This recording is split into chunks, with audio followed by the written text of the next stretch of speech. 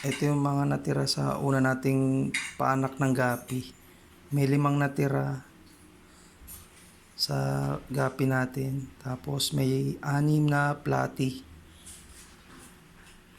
Ito 43, anak ng gapi. Ito yung pangalawa. 43 pieces yung fry.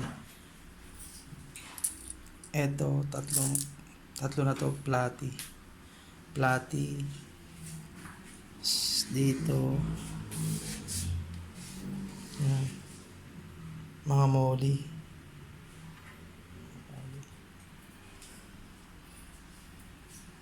Diba?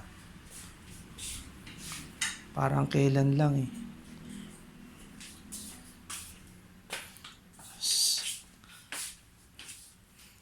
Ito yung parents ng gapi. Yan.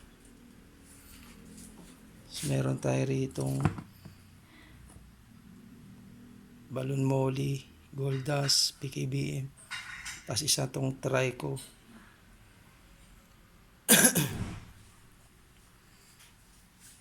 So, ito yung ating mga beta. Ganito lang muna setup natin. Beginner pa lang tayo eh. Huwag nating madaliin.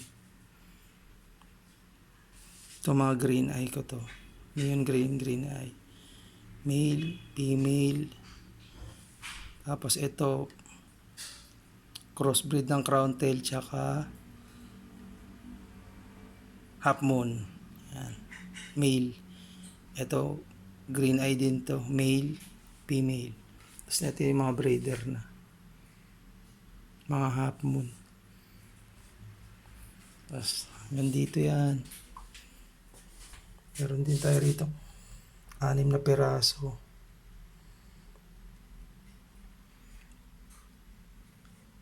Ay, 6.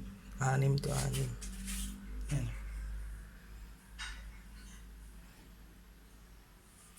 Nandito pa yan. May isa pa ako yung balloon molly. Yan siya. Madilim kasi.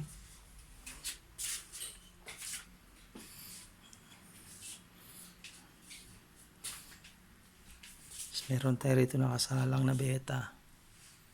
Ayan.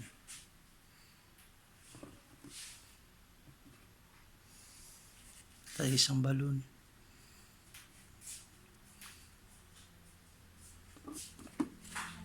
Ito pa.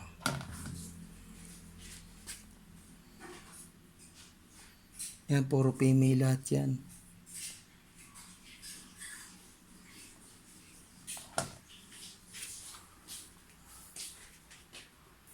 Ito pinakaunang-una kong isda sa lahat ito.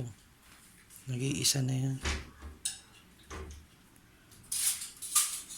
Diba? Kasama na natin to. Itong ating mga superworms o tinatawag na mealworms.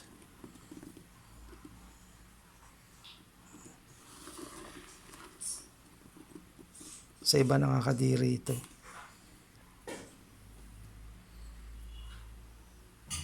Pakain kasi ito sa malalaking mga isda.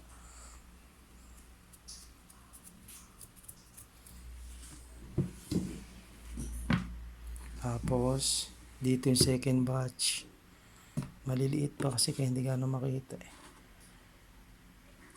Investor boy. Yan mga dyan nila nilalagay yung mga itlog nila.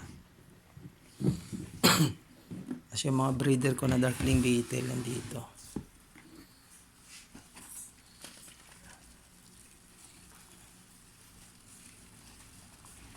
Nag-start ako nito nung una sa 114 pieces.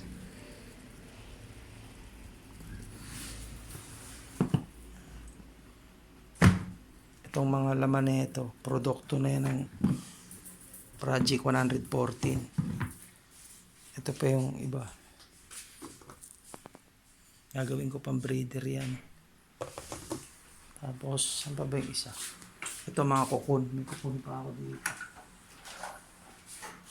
Ito.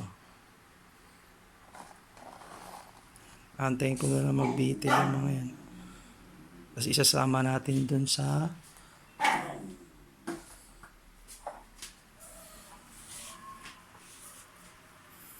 dito sa Diyan natin ihahalo yan.